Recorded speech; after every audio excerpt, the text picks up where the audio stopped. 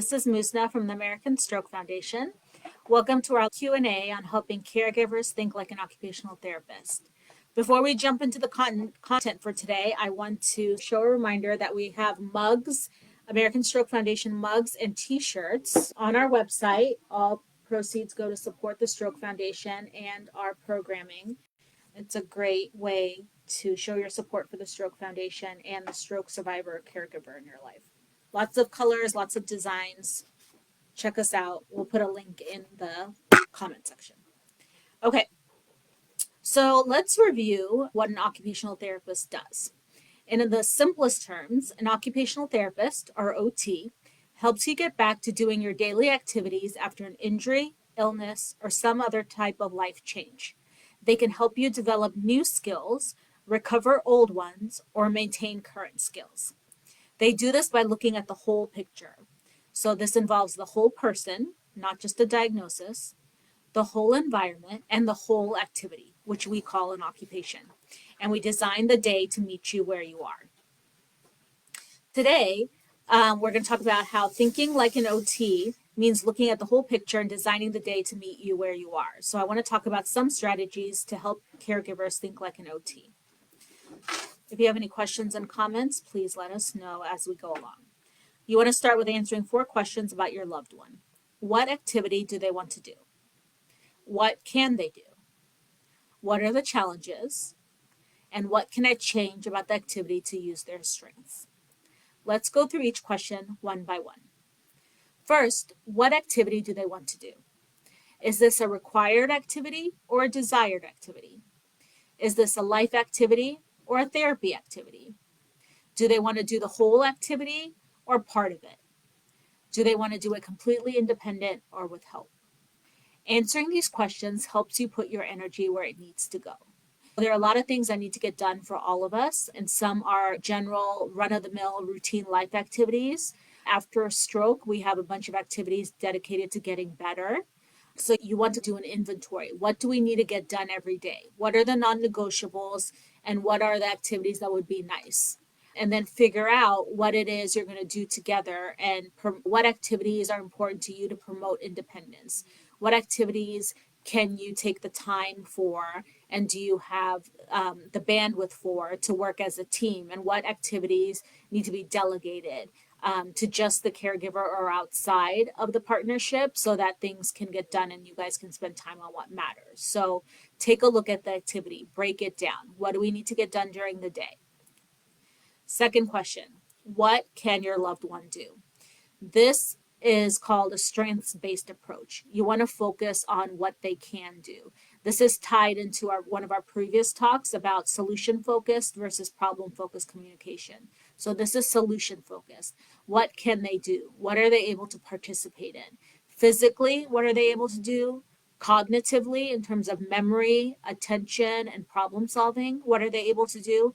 And emotionally, what are they able to do? You want to think about everyone's bandwidth, right? What's the patience level looking like? What's the endurance level looking like? What is the frustration tolerance level looking like? You want to make sure you have all the strengths so that you approach it from designing the day to meet you where you are versus swimming against the current. The third question are, what are the challenges? So you can categorize these. So physical challenges may include the function of their affected hand. It may include sitting tolerance or standing tolerance, how long they're able to do that. It may include posture. For a lot of activities, you need to be upright to be able to do them. It may have things to do with their eyesight or their hearing. So anything about their physical body can be on this list. And then cognitive, that would be things like attention and memory and problem solving and initiation. All the things involving thinking or processing information would fall in this category. And then finally, emotional, which we've touched on also. Patience, your frustration tolerance. So those are all, when you make the list of what are the challenges, those are all related to the performance of your loved one. But there are also challenges in the environment and the setup. Is your bathroom set up for doing a successful transfer? is the entryway to your house or to the building that you're going, the doctor's office, for example? Is there a ramp? Is it super steep? Are there handrails? Is the environment part of the challenge? Another challenge could be time. Do you have time to spend on this activity while your loved one navigates it in a different space? Some stuff has to get done. For some things, you have to get out the door at a certain time. So maybe that's not an activity you guys do together. But for things where you designate, yes, this is an activity that's important to both of us to be an active participant in, you want to break that down. So brainstorm. What are the challenges? And make sure you're brainstorming the challenges from both sides. The challenges that the caregiver perceives are going to be similar but different than the challenges that your loved one perceives. And then the final question is, what can I change about the activity to use their strength? So one of the first things you want to look at is how's the activity being communicated? What are the instructions? Am I speaking to my loved one? Am I demonstrating? Is there a handout? Am I writing things down, or is it just auditory? So you want to see, how am I delivering the instructions? And am I delivering the instructions in a way that meets their strengths? Another thing you can change to meet the strengths is looking at the environment setup and the task setup. If you want to help your loved one, say, do the morning grooming activity as independently as possible, is there a lot of clutter on the counter? Is what they need accessible? Is the environment that they're working in so distracting with a lot of stuff going on that they can't focus? So one of the first things they talk about in general to set anyone up for success, and this doesn't matter if you have a stroke or not, is making sure that the things you use the most are the most accessible, and removing all the clutter or the visual noise, limiting choices, having things within reach.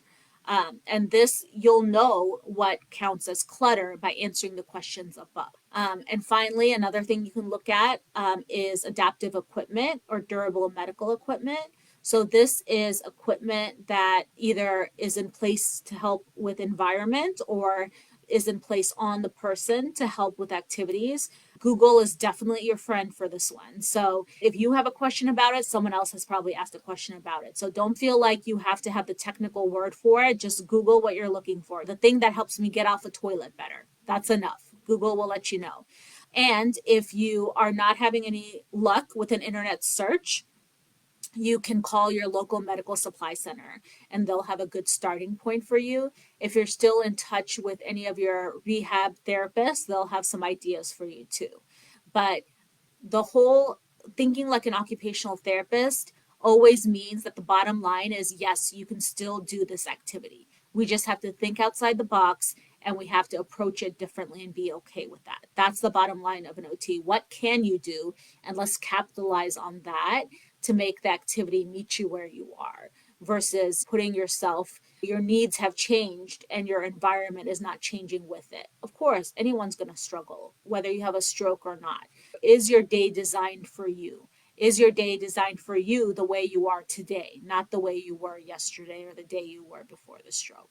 So always look around, see how you can set things up for your advantage. Some questions that we get from caregivers is, I'm not a therapist. I don't know all the possible strategies and I don't want to do anything unsafe. And the point of this talk, thinking like an OT, is you're not an OT, you're right, you're a caregiver. It's just about looking as a caregiver through the lens of how can I set up this activity or this task to meet my loved one where they are. Anyone can do that, but that takes practice. Of course, an occupational therapist is going to have more tools at their disposal, but anyone can learn to think more about meeting yourself where you are. That's the bottom line. And at the same time, I also want to emphasize, as caregivers, you get a lot of strategies given to you and available to you, but no one is in your shoes, right? No one is doing the 24 hours a day that you're doing. So you never want strategies to make you feel like you're doing something wrong or you should be doing something this way. At the end of the day, the best strategy is the one that works for you and your loved one and keeps you both safe. So take this information, use what you can use. Don't use what doesn't fit for you, but it's not meant to be like, this is the way to do it or you're doing it wrong. These are just ways to shift your thinking. And And as we all grow older, these are strategies we all need to look at. Going to the bathroom, for example, that's an activity that's never going to change. We're always going to have to use the bathroom in some way. But how we access the bathroom, whether we actually use a toilet versus a bedside commode, how often we have to go, how we have to plan for that, that all changes. That changes for everyone, and that's okay. Start by sitting down with your loved one and answering these 4 questions. What are the non negotiable activities? Start with those because those have to get done. What activities have to get done? What activities have to get done that we want to do together, we have to do together, and which ones can we delegate for now? And then focus on the strengths. And you might be surprised, sometimes caregivers have asked, is we learned all these strategies in rehab, and now we want to try more stuff. We want to travel. We want to be able to go in different vehicles without thinking about it. We want to both kind of return to a life where it's not 24/7 stroke related activities, stroke rehab or stroke care related activities. And those are great questions. Always ask, you'll be surprised. If you have a new location you're going to, if you want to fly, make that phone call. Ask what the resources are that are available to you. That's often the first step. People are often very willing to help and accommodate. They just need advance notice. Thinking like an OT means let's sit down. What activities and what tasks does going to the airport entail? Does sitting on an airplane entail? Does staying in a hotel room entail? Break down those tasks, anticipate where the challenge may be, use the strengths of both you and your loved one to figure out what you've got covered, and then address by changing the environment or the task setup. Call ahead and see if you can get a different room. Call ahead to the airport and see if you can get a trial run of visiting the airport with someone who can walk you through the whole process, including even getting on an airplane-like space to see how you can navigate the seats. So asking your 4 questions can be everything from getting dressed to the bigger activities.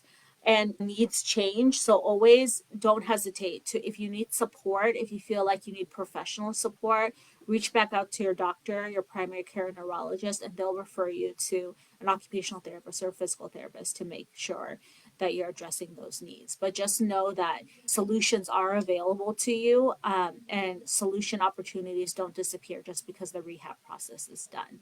It's just about sitting and taking some time to think through what you have to do, think through what you can do, and then think through how you can make the environment to meet you where you are.